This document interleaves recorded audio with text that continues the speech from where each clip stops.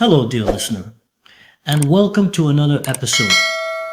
Today's topic might be a challenging one, perhaps even the first real hint of what kind of food you'll need to embrace if you truly want to turn your health around.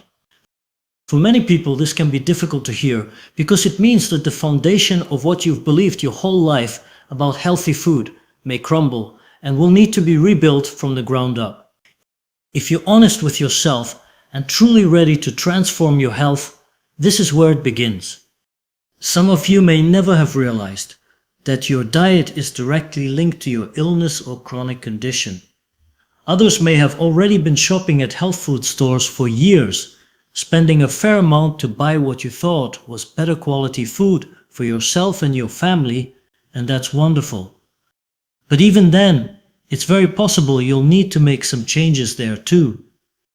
You see, not all foods, organic or not, are actually meant for the human body. Our digestive systems are surprisingly particular. The first key to healthy digestion is ease. Your body should be able to break down food effortlessly. When it constantly has to work hard to digest complex or unsuitable foods, your biological energy, something I talk more about in another episode, becomes seriously depleted. There are many reasons certain foods can cause trouble, and it's essential to discover what those are if you're committed to this new path of health. It is amazing that most of us think that we can just put anything in our mouth, what our eyes and nose feast on, and assume it will nourish us. And I understand why. Most foods don't cause immediate or obvious reactions. If they don't upset our stomachs, we assume they're fine. But others, the ones that cause bloating, cramps, or those not so pleasant bathroom experiences, make it clear we shouldn't be eating them. Ideally, digestion should be smooth, silent, and odorless.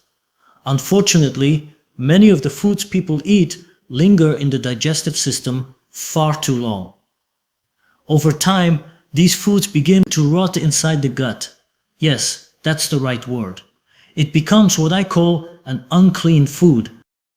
We must also be aware of the additives and chemicals added to processed foods, designed to keep you hooked. As I've said in another episode, these ingredients are there for one reason: to make you crave more, ching ching, more money in the till. Here's another truth to keep in mind. Whether it's Indian, Spanish, Italian, Japanese, or a classic English country meal, almost every dish is built around the same three elements: fat, salt, and sugar. This evil triangle is what keeps you coming back for more. Of course, our bodies need these macronutrients, but food manufacturers have learned how to combine them in just the right, or rather the wrong, proportions to make foods highly addictive. So congratulations, you've learned something powerful today. You're taking another step toward waking up in a commercial world that's designed to trap you, to keep you a loyal, unquestioning consumer.